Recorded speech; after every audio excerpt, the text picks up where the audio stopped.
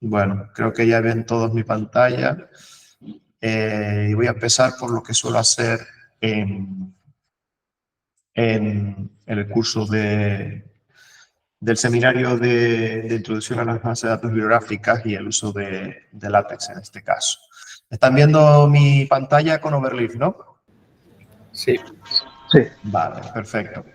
Bueno, ¿qué es Overleaf? Overleaf es un entorno de edición online muy parecido a pues, usar Office 365 o utilizar Google Docs para la edición de documentos. La principal diferencia con respecto a los documentos que se editan en estos entornos es que aquí utilizamos un lenguaje de marcas. Si se fijan, en la parte izquierda de la pantalla van a ver pues, una serie de textos, esta que estoy moviendo ahora, con una serie de palabras clave o de lenguaje de marcas en concreto, con una serie de comandos que indican diferentes funcionalidades del documento que quiero generar. Y en la parte derecha, lo que están viendo no es más que la generación del PDF, en este caso, de lo que está escrito en el lado izquierdo.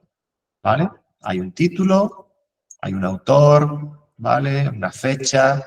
Y fíjense que aquí se están poniendo con nombre de marcas y la forma en la que se colocan en la parte derecha yo no la controlo, es el estilo del entorno LaTeX, en este caso, el que permite esa definición, ¿no?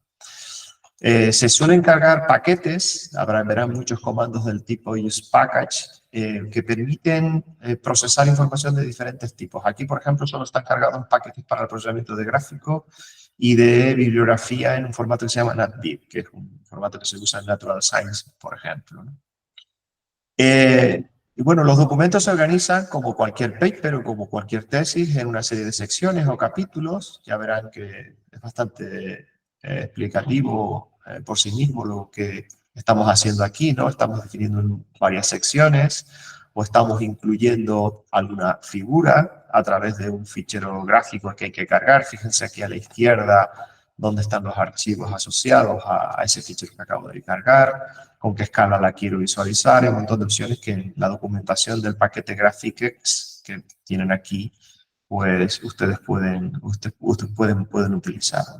Y este es un pequeño ejemplo de un texto muy cortito en el que pueden ustedes editar en Overleaf y generar un documento PDF con un formato que ya se empieza a parecer a un paper, ¿no? Que es lo que ustedes normalmente hacen cuando hacen generación de documentación científica.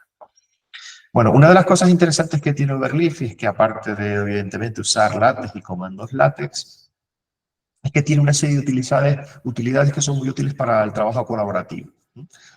Aparte de tener que escribir comandos en LaTeX, aquí arriba tienen una serie de herramientas que les van a permitir insertar los formatos básicos, incluso fórmulas matemáticas, símbolos, cómo se insertan figuras. Estos son asistentes, ¿no? Cómo hacer una tabla, un bullet list. Yo quiero hacer un bullet list aquí abajo, al final del documento. Voy a hacerlo, por ejemplo, aquí, al final de esta sección. Y con pulsar aquí en bullet list ya me saca el entorno y puedo escribir ítem 1, ítem 2, ¿vale?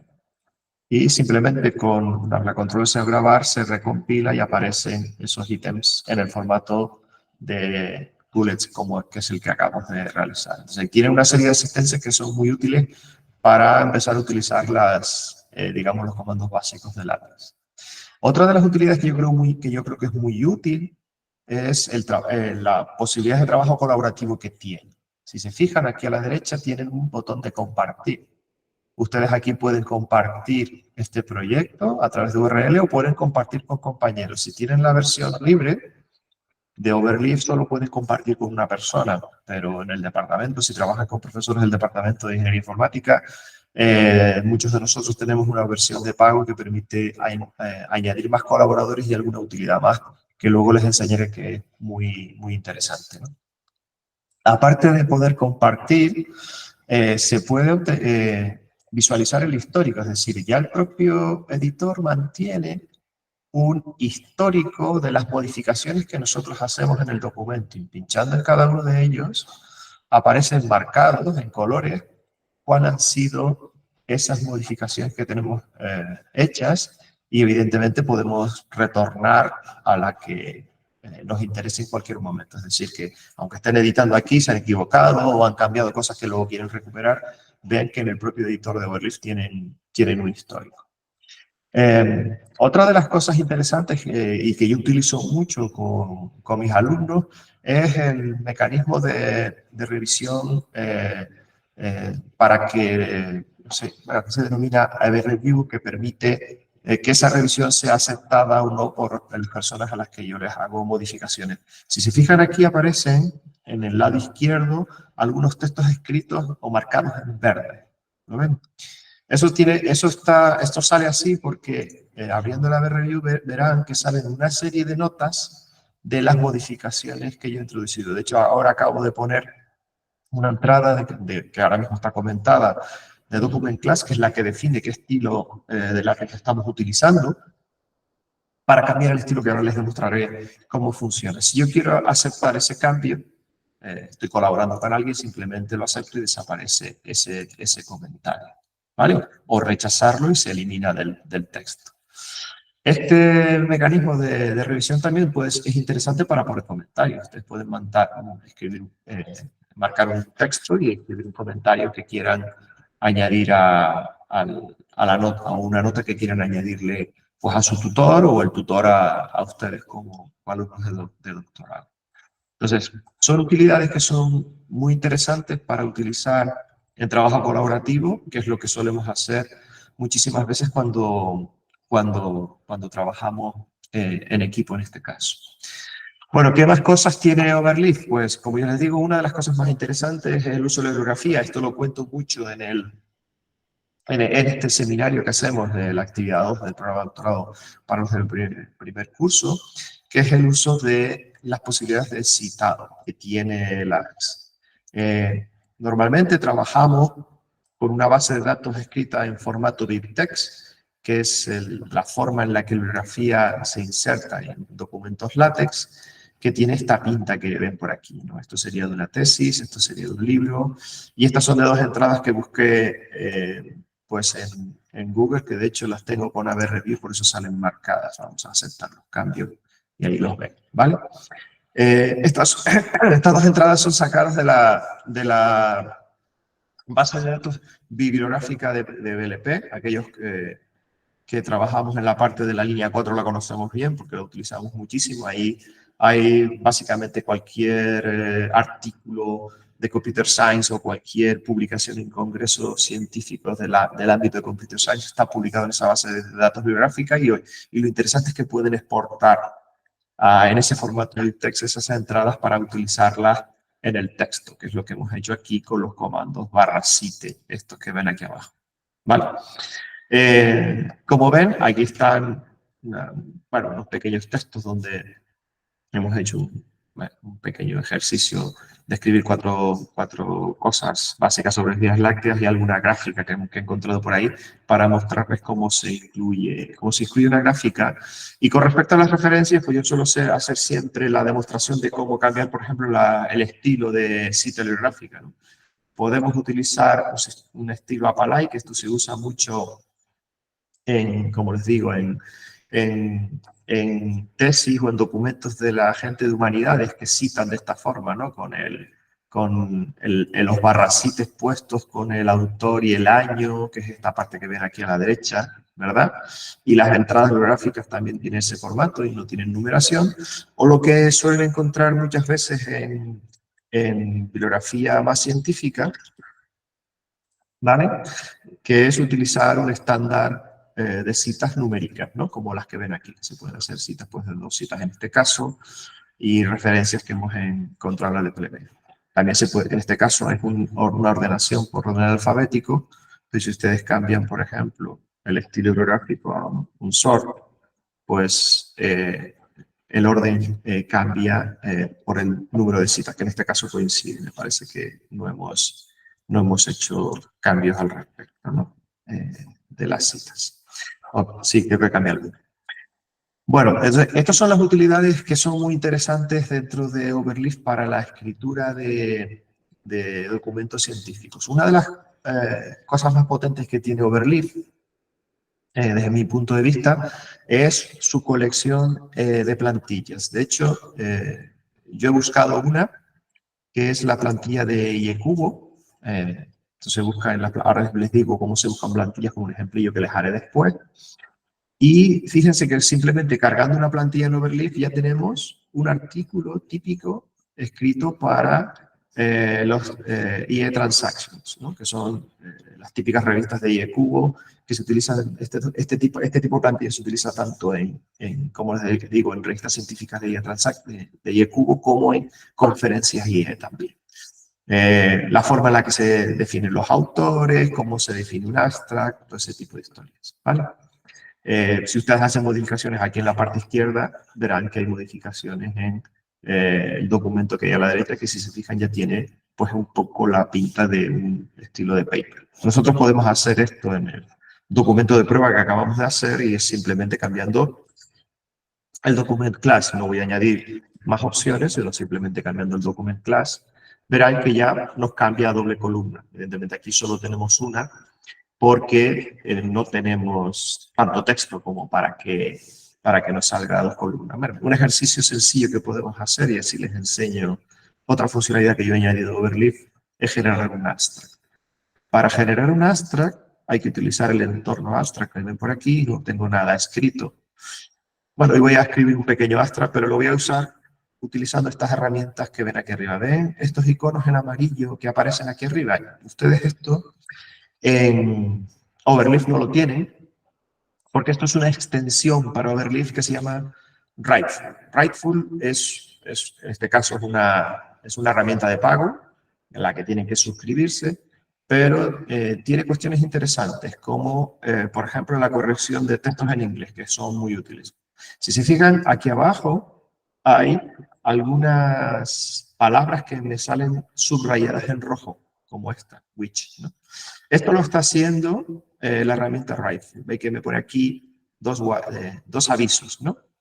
Esos dos avisos se refieren a estas dos palabras que él considera que no son correctas en este texto. De hecho, lo que nos da Writeful es un estudio estadístico de qué palabra es la más adecuada para utilizar en este texto. Me está recomendando que en este caso utilice that en vez de which. Puedo aceptar esos cambios, ¿no?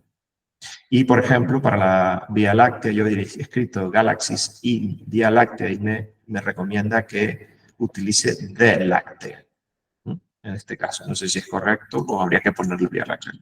Esto, ya les digo, es un asistente, utiliza ChatGPT-4 detrás y está entrenado con bases de datos científicas. Es una ahí que podrían utilizar si les interesa. Integra muy bien en Overleaf. Tiene un módulo TestGPT que está en fase beta con el que podríamos intentar pues, pedirle que nos escriba.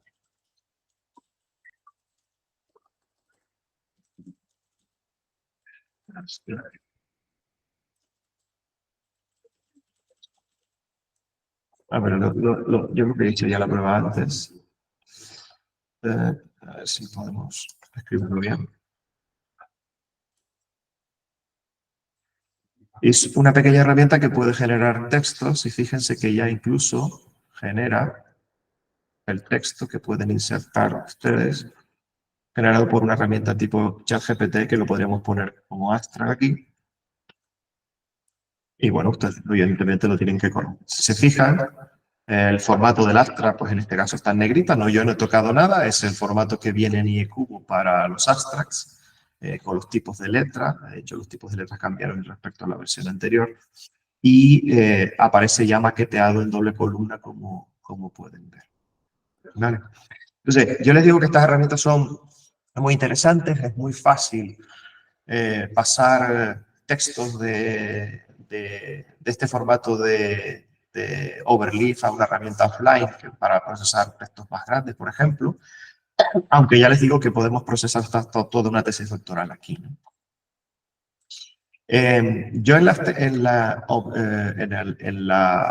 versión de pago que utilizamos en el departamento, la utilizo básicamente por una integración con repositorios en GitHub. Ven que hay por aquí un botoncillo, ¿no?, que pone GitHub. Esto me permite vincular con mi cuenta de GitHub repositorios. Es decir, puedo exportar este proyecto a GitHub y a su vez clonarlo a un modo offline para trabajar en local si nos interesa. Y esto no, me permite, en algunos casos, por ejemplo, cuando estoy haciendo un viaje, trabajar offline y cuando llego al destino, subir al repositorio Git las modificaciones del paper en el que estoy trabajando, hacer un pull a el proyecto en Overleaf y luego seguir colaborando con otras personas a través de esta herramienta que no tengan instalada, digamos, todo el paquete de escritura, ¿no? Del paquete del framework de LaTeX para utilizar el modo offline en este caso. Pero bueno, es una integración que está ahí. También pueden hacerlo con Dropbox, con algunas sites externos y no tener que utilizar los repositorios Git, que en realidad es lo que tiene el history que tiene aquí en la derecha, ¿no? Bueno, quería enseñarles otro ejemplo ya de un paper un poco más elaborado. Es el último paper en el que estuve trabajando con Isidoro, que es uno de mis estudiantes de doctorado, y lo debo tener por aquí, ¿vale? Para que vean un paper un poco más complejo. Este paper, por ejemplo, está organizado con una plantilla de Springer Nature, que son las referencias, son los documentos, en este caso, de la revista Supercomputer, que se hace con esta plantilla. Y esta plantilla la pueden encontrar en las plantillas de Overleaf. Si yo hago un Overleaf.com y van a escribir una revista, yo puedo ir a plantillas y buscar aquí Springer Search y buscar plantillas. Springer Nature Template, yo puedo abrir esto como plantilla y esa plantilla del paper que les estaba enseñando ya la tengo aquí. Es lo que he utilizado para escribir este paper. Fíjense que ya incorpora un montón de paquetes con tipos de título, me da ejemplos para escribir los autores, la introducción, resultados. Es decir, a partir de esta plantilla ustedes pueden empezar a trabajar en su proyecto de paper que puedan enviar a una revista como de las de Springer, que hay un mogollón, ¿no? Que además que estas son de las que pueden publicar en abierto con el soporte de la Universidad de Lambda. Vale, bueno, como les digo, este paper está escrito con esa plantilla y yo cuando trabajo con Isidoro suelo utilizar el AVE Review que ven por aquí, está compartida con 3 personas más que trabajamos en ese paper y bueno, trabajamos en ese formato en el que podemos poner figuras, gráficas, listados de código, bueno, algunas tablas, ya ven que se puede escribir, pues básicamente todo lo que ustedes pueden encontrar en un paper tip, ¿vale? A veces, lo que suelo hacer, una vez que trabajo en esto, yo, por ejemplo, para enviar el paper a la revista, suelo hacer un procesado local, porque a veces me interesa, sobre todo, mantener el control de versiones para las futuras revisiones. Y aquí es donde quería un poco contarles, perdón un momento que dejo la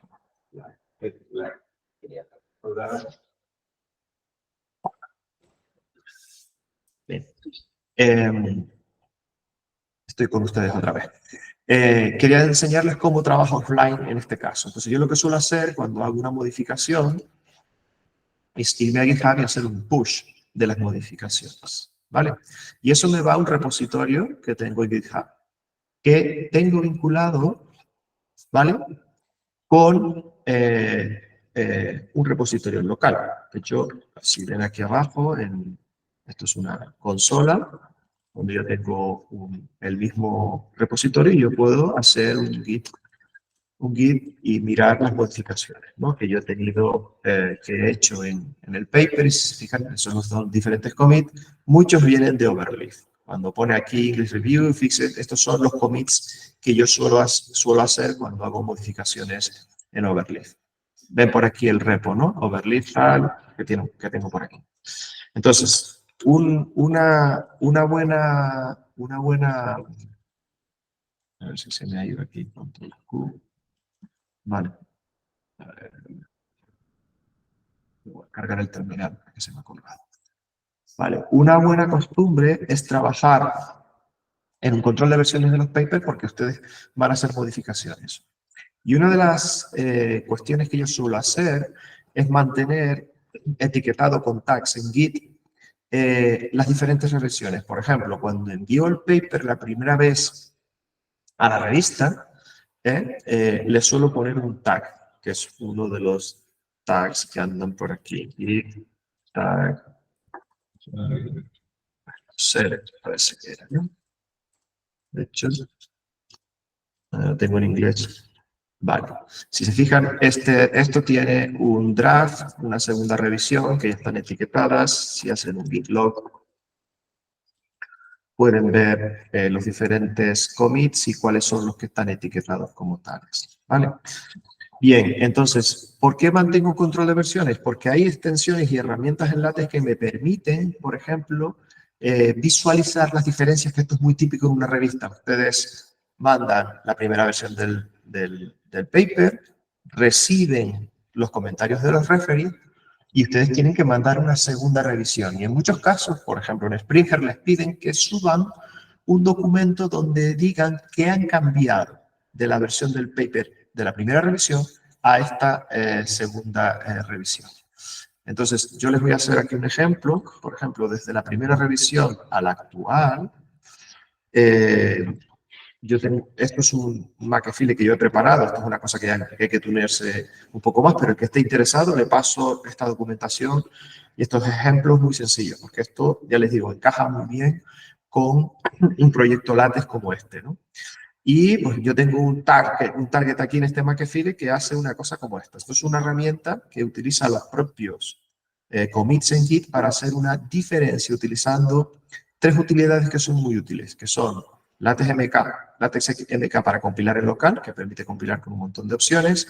El LaTeX Span, que es una herramienta muy interesante, y es que nos coge, por ejemplo, si se fijan, este paper tiene varias secciones que yo he dividido en varios ficheros. La intro, related, background, test, todas estas que tienen por aquí. El main es la principal. Si yo hago un LaTeX span, todo me lo mete en un solo fichero .text. ¿Vale? Pueden incluso hasta generar la bibliografía para que solo tengan que subir un fichero único y no tengan que subir los ficheros .bib, por ejemplo. Y además, utilizando esta herramienta para Git que se llama LaTeX diff, pues me permite cosas como generar una diferencia respecto a un commit anterior que he tenido por aquí. Entonces, este caso lo tengo preparado para que genere un fichero main.diff, que es este que ven por aquí, 00main.diff.pdf. Vamos a ver si termina de compilarlo. Y si se fijan, aquí a la derecha verán las diferencias. Por ejemplo, he tachado esta frase, he hecho estas correcciones de versión, ¿vale? Son correcciones menores porque son respecto al draft, ¿no?, que teníamos por aquí. Palabras que tenemos por aquí resueltas, ese tipo de historias. ¿Vale?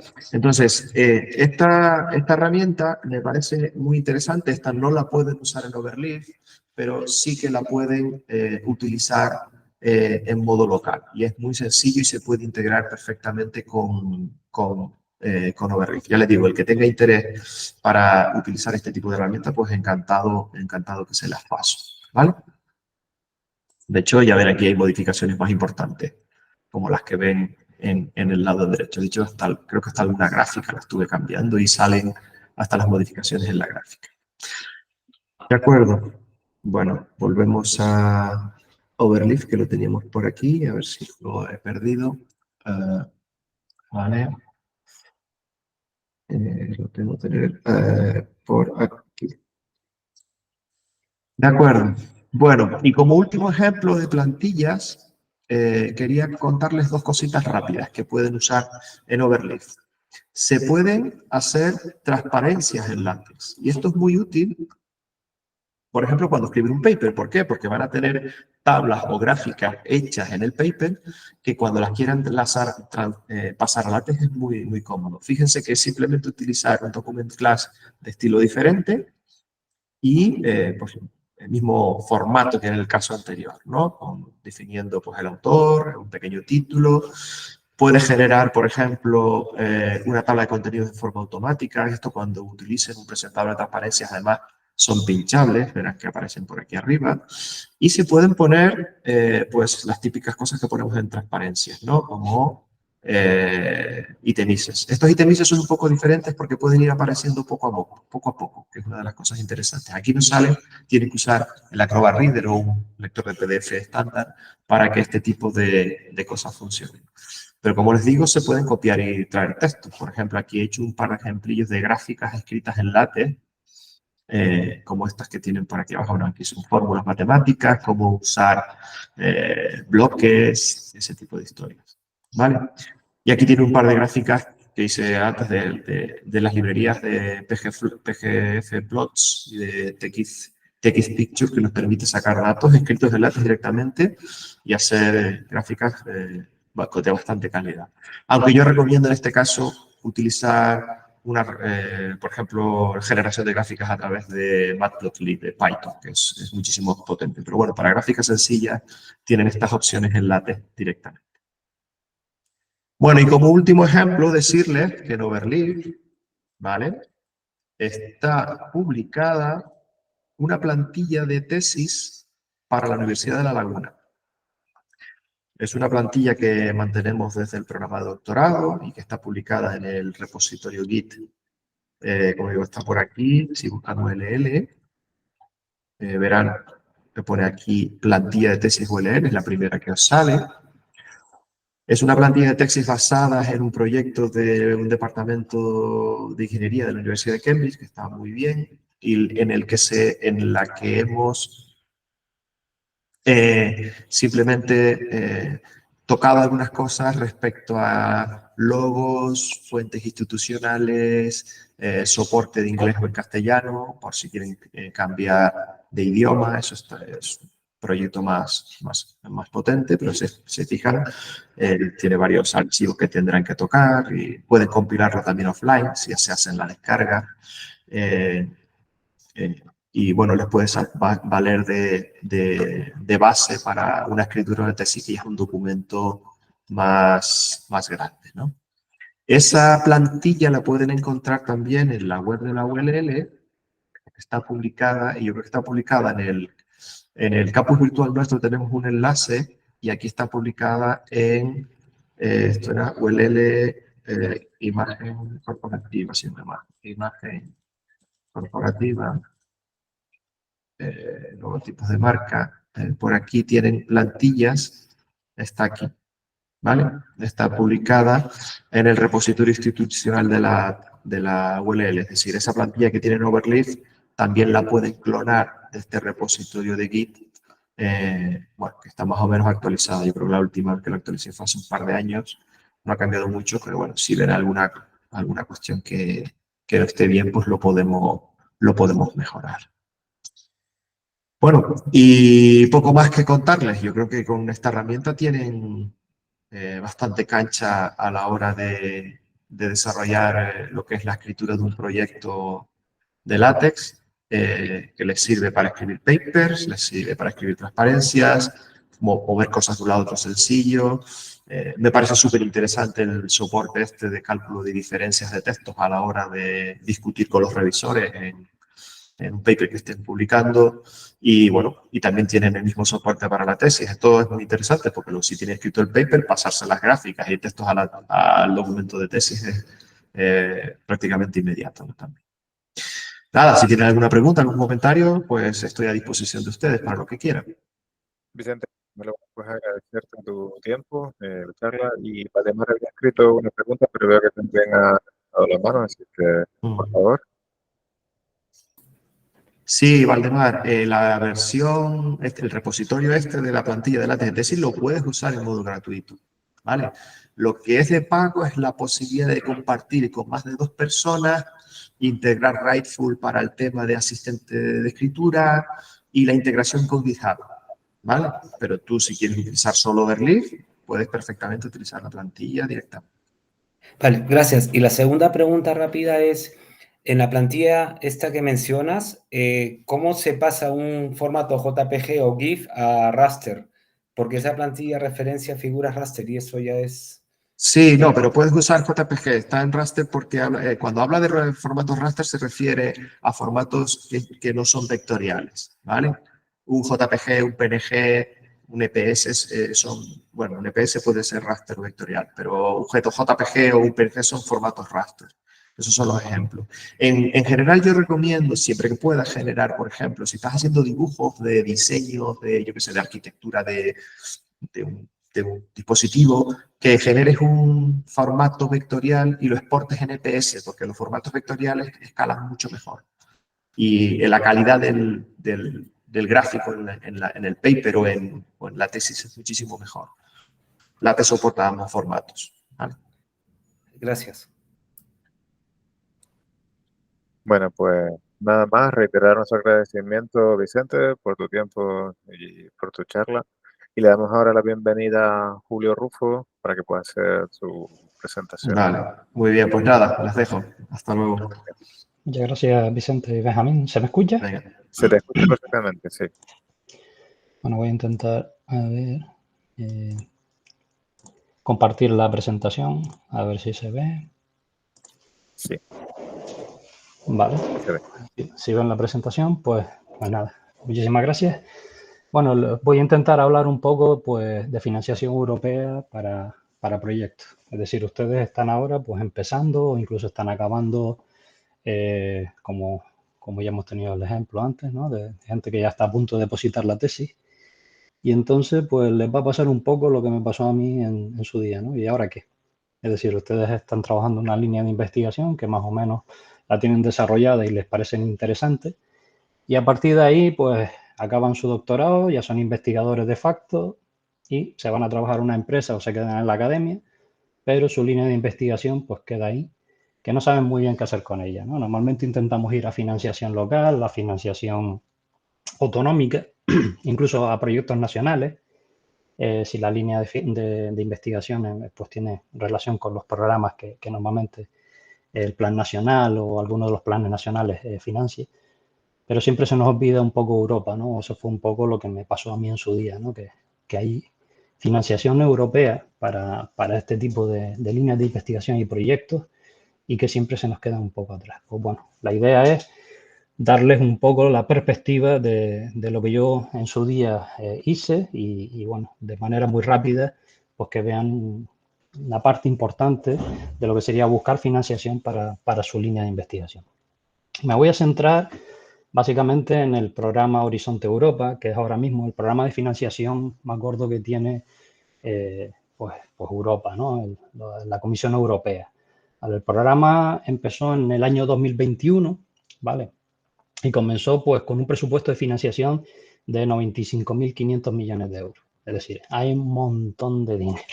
Y el programa se va a seguir financiando hasta el 2027, con lo cual va a seguir habiendo pues muchísimo más dinero. Vale. Básicamente el programa es una continuación del H2020, Horizonte H2020, lo que llamábamos Horizonte H2020. Y simple y llanamente aquí Europa lo que quiere es pues, englobar un poco los esfuerzos de los investigadores en poder destacar las líneas de investigación y sobre todo el poder conseguir productos que se puedan vender. Es decir, Europa lo que está intentando es competir pues, con Asia y con Estados Unidos en programas de investigación que puedan desarrollar productos comerciales. Ese es el objetivo primordial y eso es lo que no podemos perder en mente si lo que queremos es pues, trabajar en este tipo de financiación y que nos financien las líneas de investigación y los productos. Vale. Fíjense que estos programas básicamente lo que intentan es aglutinar, por un lado, la parte académica, las universidades y los centros de investigación con las empresas de cualquier tipo, ya pueden ser grandes empresas o pequeñas empresas. Vale. Yo el primer proyecto europeo que me dieron fue en el año 2015. Éramos una empresa de 3 personas, canarios los 3, y nos financiaron 1,8 millones de euros para hacer un producto. O sea, se puede. Es decir, hay que intentar ir, aunque sea con una micropyme, a intentar ir a buscar financiación en Europa. Hay que hacer los papeles. Ahora les comentaré brevemente un poco en qué se basa todo esto, pero ya les digo que hay que intentar ir a la financiación europea porque es la que más dinero aporta a nivel pues para investigadores. Básicamente, el Horizonte Europa, que es el programa este que estamos inmersos ahora mismo, que acabará en 2027, se basa en pilares, ¿no? Básicamente tiene 3 pilares.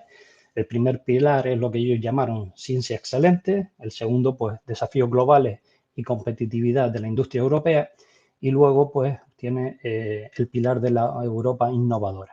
¿Vale? Cada uno de ellos tiene sus propios requisitos sus propios requisitos y son específicos de subvenciones y licitaciones, ¿vale?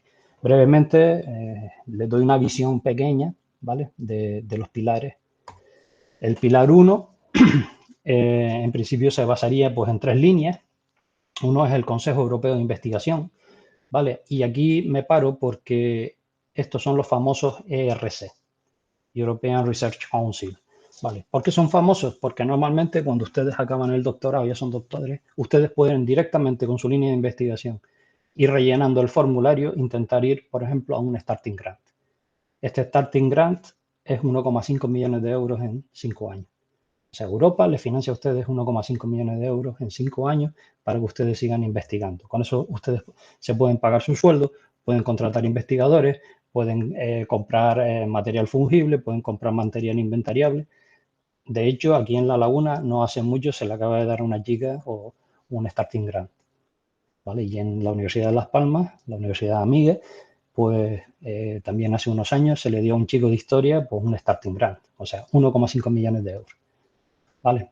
Si ustedes, la condición es que del Starting Grant es que no hayan pasado 7 años desde la lectura de su tesis. Si han pasado más de 7 años, pues entonces ya tendríamos que irnos a un Consolidator o un Advance, ¿vale? El Consolidator Grant viene siendo algo similar al Starting, solo que aquí son hasta 2 millones de euros, también son 5 años. Y aquí lo que se mira es que el investigador ya esté en una fase consolidada de su investigación. Entonces, yo, por ejemplo, he solicitado un Consolidator Grant y, bueno, está en evaluación. Esto no quiere decir que te lo den, ¿vale? Estos suelen ser proyectos que con un gran índice de fracaso, pero bueno, hay que pedirlo, porque si no los pides, obviamente no te los van a dar.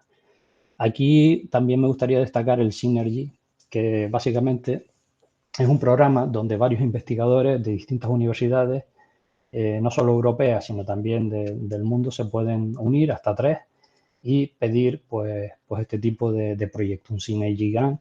Y normalmente aquí la financiación ya se nos dispara hasta 10 millones de euros y a 7 años de proyecto. O sea, fíjense la cantidad de dinero que normalmente reparte Europa solo y en esta línea a investigadores, ¿vale? Luego tendríamos las acciones Marie Curie. Las Marie Curie las conocemos un poco, pues las líneas predoctorales, ¿no? Básicamente, gente con currículum, pues se presentan a estas becas y hacen el doctorado, pues, en 3, 4 años mediante estas ayudas que normalmente, pues, se pagan muy bien. Pero, sin embargo, existen ayudas Marie Curie postdoctorales, que son también a 3 años y donde normalmente tú vas con tu universidad a pedir esa Marie Curie. Normalmente, si te la conceden, son 3 años. Los 2 primeros tienes que irte a una universidad fuera de la que, normalmente incluso fuera del país donde tú has pedido la Marie Curie, y el tercero si vuelves a tu universidad a terminar la investigación.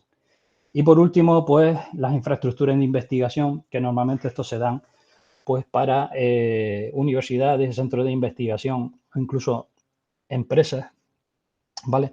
Para montar pues infraestructuras de investigación. Aquí destacar también el pilar 2, ¿vale? El pilar 2, y aquí sí que vamos ya un poco, no tanto al investigador en sí, sino a ese compromiso investigación entre universidad y empresa. El pilar 2 lo que intenta es, pues, desarrollar tecnologías que puedan ser llevadas a producto, ¿vale? El pilar 2 pues tiene como 6 o 7 líneas principales en las cuales pues se van sacando convocatorias para poder presentar proyectos a cada una de estas líneas, ¿vale? Pues la primera línea sería en salud, temas médicos. La segunda línea sería, pues, cultura, creatividad y sociedad inclusiva. Fíjense que no solo de ingeniería vive el hombre, sino aquí, y la mujer. Aquí también, pues ya ven que hay temas de salud, cultura, ¿vale? Seguridad civil para la sociedad, ¿no? Aquí hay muchos temas de ciberseguridad, protección y seguridad. Y bueno, y estaría la línea 4, que sería un poco la nuestra, industria digital y espacio, ¿vale? Y aquí lo ideal pues sería que nosotros, que somos pues de ingeniería, informática y aledaños, pues intentásemos ir a la línea 4 esta. La línea 5 también tenemos algunos colegas que trabajan en temas de energía.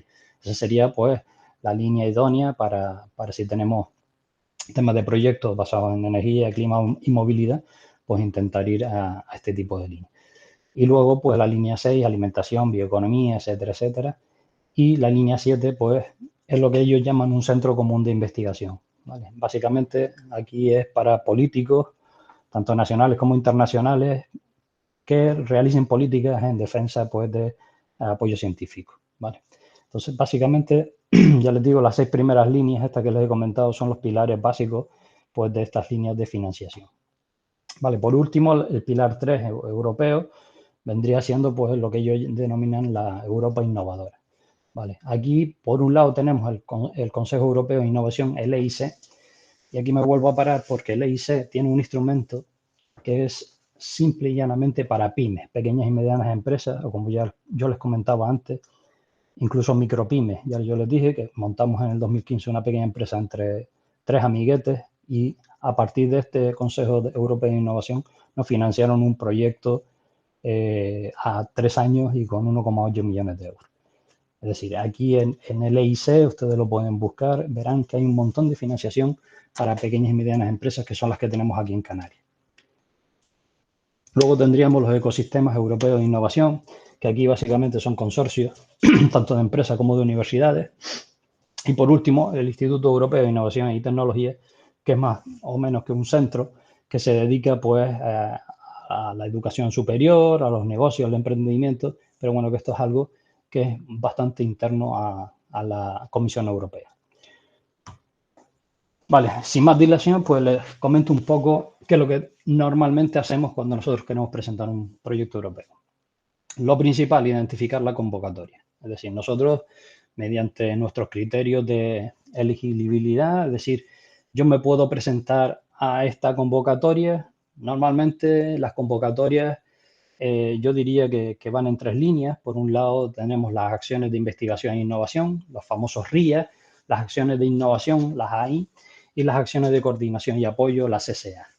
Básicamente, nosotros con nuestro proyecto y con nuestra investigación deberíamos ser capaces de identificar a qué grupo de acciones nosotros podríamos encaminar nuestro proyecto. Y a partir de ahí vemos las consideraciones financieras. Es decir, con el dinero que hay en esta convocatoria yo soy capaz de terminar el proyecto. Con el dinero que hay en esta convocatoria yo soy capaz de contratar gente. Con el dinero que hay en esta convocatoria yo puedo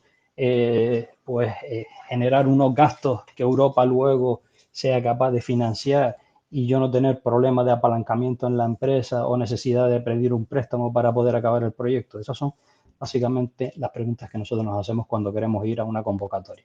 Elegibilidad y consulta financiera. Vale. Lo otro que es clave, que muchas veces también nos lo saltamos un poco, es leer la convocatoria. ¿Por qué?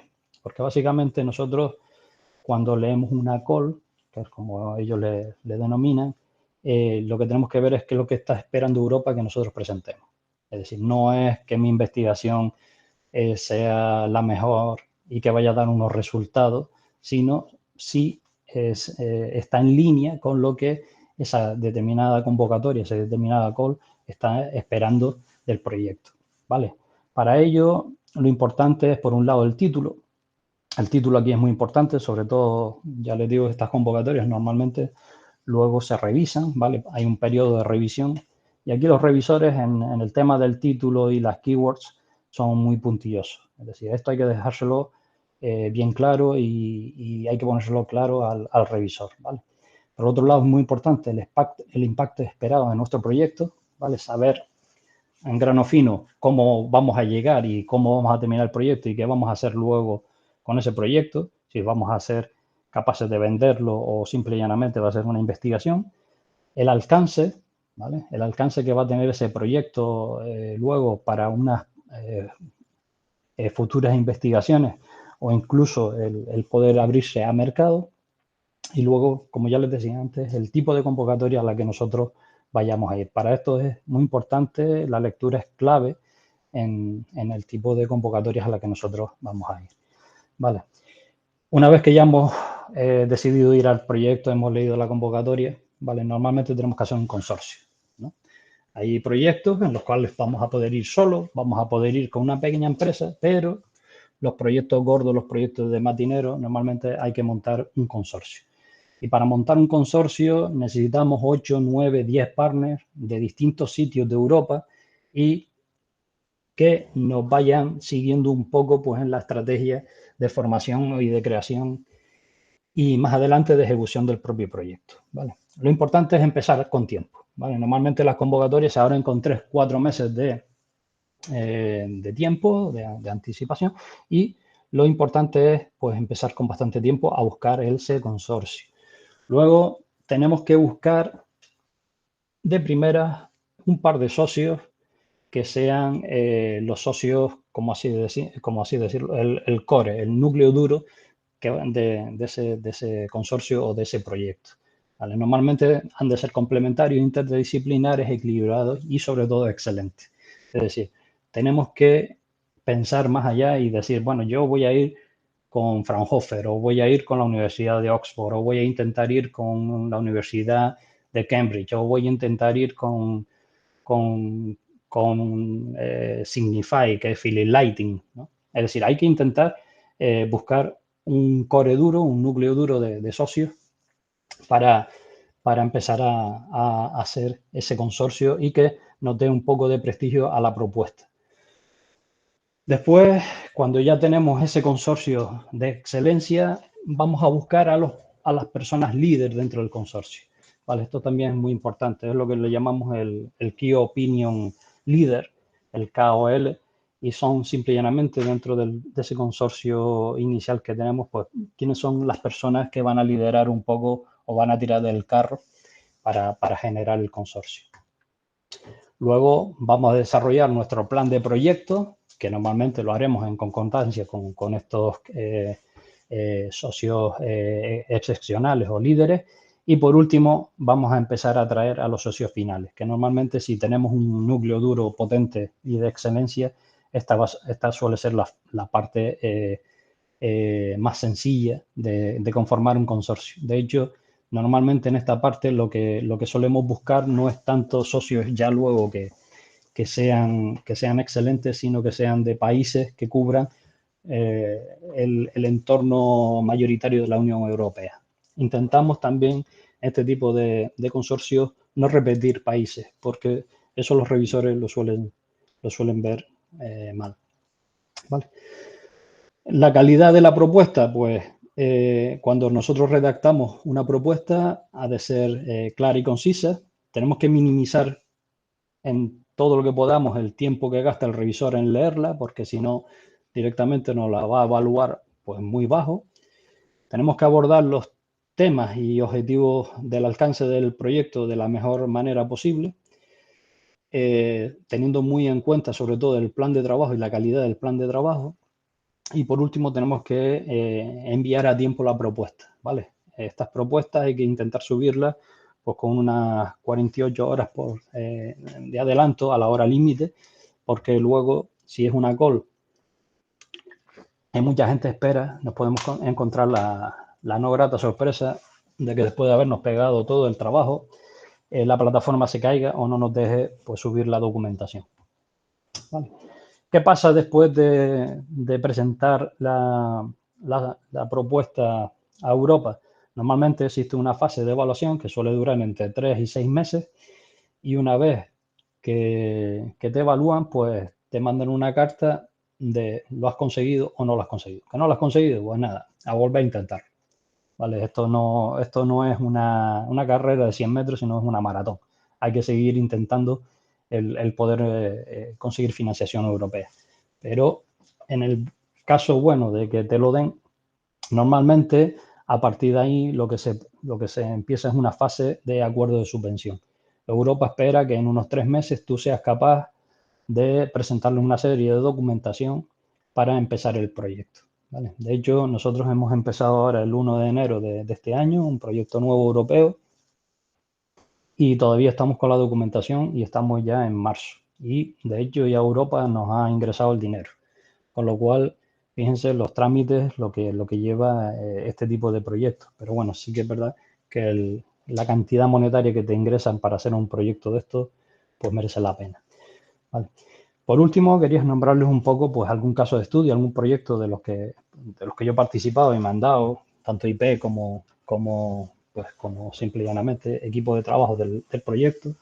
Y por ejemplo, el proyecto este que les muestro, el Elliot, el Enhanced Lighting for the Internet of Things. Este fue un proyecto pues, de casi 7 millones de euros que nos financió Europa en el año 2019. Y básicamente aquí lo que le quería nombrar un poco pues son los socios que formábamos el consorcio, ¿no? Por un lado tienen a Signify, o sea, Philips Lighting, es una extensión de Philips, Nokia, más Linear, Deutsche Telekom, la KPN, que es la telefónica holandesa, Weissmuller, que es una de las mayores fábricas europeas de conectores, la IP, que era la pequeña empresa canaria esta, de la cual yo formaba parte y era el IP del proyecto en esa época, la Universidad de Oxford, la Universidad de Eindhoven y luego pues Fraunhofer, Heinrich Hertz Institute y Focus, ¿no? O sea, fíjense más o menos la calidad de los socios que normalmente pues puedes intentar ir en este tipo de proyectos. ¿Y por qué nos llamaron a la IB? Pues básicamente porque nosotros nos dedicamos a las comunicaciones VLC y estábamos en Canarias. Y porque ya teníamos una trayectoria de habernos concedido la Unión Europea, la Comisión Europea, como 3 o 4 proyectos financiados. Con lo cual, esto también te ayuda a que tus redes de proyectos pues avancen. En este caso, perdón, fíjense cuál sería el índice que tenía esta propuesta, ¿no? Por así decirles, lo importante suele ser la descripción de la excelencia del proyecto. Luego, la relación con el programa, con la call que nosotros estamos intentando pues, llegar. Cómo se relaciona en la Unión Europea la innovación y la investigación que estamos haciendo, la ambición que vamos a tener de ese proyecto, el impacto y sobre todo la contribución a la competitividad y a la economía europea. ¿Vale? Y luego, pues, también suelen mirar mucho pues, el Work Plan y sobre todo también los riesgos, ¿no? ¿Qué pasa si no se cumplen los objetivos del proyecto? Y también hay una cosa que es interesante y que siempre evalúan muy bien los evaluadores, el tema de ver el consorcio como si fuese una sola unidad operativa de investigación. Si son capaces de poder expresar eso en su propuesta, ya les digo, normalmente les evalúan muy bien. En este caso no les he puesto la evaluación, esto sería un reporte de evaluación de un proyecto europeo como tal, no les he puesto la evaluación del Elliot porque había muchos partners implicados, pero sí que les puse aquí un ejemplo de evaluación, en este caso del IKEA, esto fue el proyectillo este que les comento que nos dieron pues, a los 3 socios que montamos la IB en su día y fíjense que la evaluación en este caso, la puntuación que nosotros obtuvimos fue 13,81 sobre 15 puntos, donde el threshold, donde ellos te empiezan a financiar a partir de 12 puntos. En este caso a nosotros nos financiaron el proyecto completo y fíjense que, por ejemplo, en el impacto nos evaluaron con un 4,6 sobre 5, en la excelencia un 4,5 sobre 5 y en la calidad e eficiencia en la implementación un 4,6 también sobre 5. ¿Vale? Con lo cual el proyecto estuvo muy bien evaluado y, por supuesto, nos dieron la financiación y conseguimos terminar el proyecto y el producto. El otro caso de estudio que les quería dar era pues, el proyecto OASI. Este proyecto intentamos hacer un proyecto pues, para hacer comunicaciones RF y VLC, comunicaciones por luz visible, y que coexistieran en ciertos entornos de aplicación. Y bueno, nos buscamos un consorcio que técnicamente pues estaba bastante bien. Teníamos universidades pues de Inglaterra, teníamos universidades de Francia, teníamos universidades, por supuesto, aquí Canarias, y luego teníamos empresas pues de muchos países, Alemania, Polonia, etcétera, ¿no? Es decir, el consorcio en sí no estaba mal. ¿Cuál fue el problema? Y aquí sí que les pongo un poco, pues el resultado, en este caso, pues fue un resultado no favorable del proyecto. Pues fíjense que, por ejemplo, en Excelencia nos dijeron que básicamente lo que nosotros presentábamos no iba en línea con la call. Es decir, no iba en línea con lo que Europa esperaba que fuese lo que ellos estaban pidiendo, ¿vale? En este caso, el coordinador del proyecto, pues básicamente aquí no supo captar la condición de excelencia que buscaba Europa. Luego, pues, básicamente tampoco se hizo una buena descripción de lo que íbamos a generar en el proyecto, ¿no? Y por eso nos ponía un poco el comentario este. Y por último, en calidad y eficiencia en la implementación, ¿vale? Y aquí lo puse un poquito en negrita. Había un partner, uno de los partners que estábamos en el proyecto, básicamente hacía cosas que solo hacía él y que no contaba con ninguno de los otros partners, y que básicamente había paquetes de trabajo donde él ni siquiera pues había puesto hombres mes, ¿no? Que es como normalmente se pone aquí los trabajos en este tipo de proyectos, ¿vale? Con lo cual, aunque nos decían que el consorcio tenía el expertise necesario para hacer la propuesta o llevarla a cabo, no había relación entre los partners. Por eso les decía que es muy importante el que Europa vea la propuesta como que el consorcio en realidad viene siendo como una unidad operativa que va a llevar a cabo el producto, ¿no? Porque eso a ellos les motiva, pues básicamente a financiarles el proyecto. Vale, aquí les he puesto, ya les digo, un caso de estudio positivo, un caso de estudio negativo. Y bueno, esta ha sido un poco, muy brevemente, la charlilla que quería darles. Normalmente, no sé si siguen viendo mi pantalla. Sí. Vale. Bueno, este sería un poco el portal, ¿vale? En un minutito acabo, porque además me tengo que ir a clase. Este sería el portal de la Unión Europea. Estos son los proyectos que, por ejemplo, a mí se me han concedido del ámbito de empresa. Y fíjense que cada uno de estos proyectos, pues, fíjense, por ejemplo, aquí en el Helio, pues el coste que nosotros pedíamos del proyecto eran unos 7 millones de euros y se nos financió pues casi 6. ¿Vale? Ya les digo, aquí normalmente ustedes lo que hacen es se van aquí al portal este de la Unión Europea, EU Funding and Tenders Portal, ¿vale? Funding and Tenders también lo pueden buscar así y ver las distintas calls.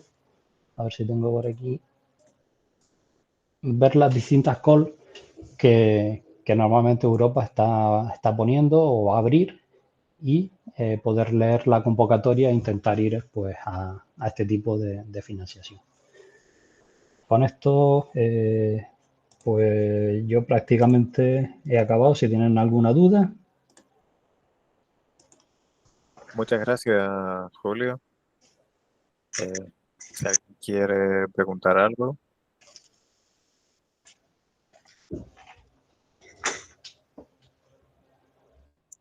Sé que además Julio tiene que irse corriendo a dar clase, entonces le agradecemos muchísimo pues su presentación.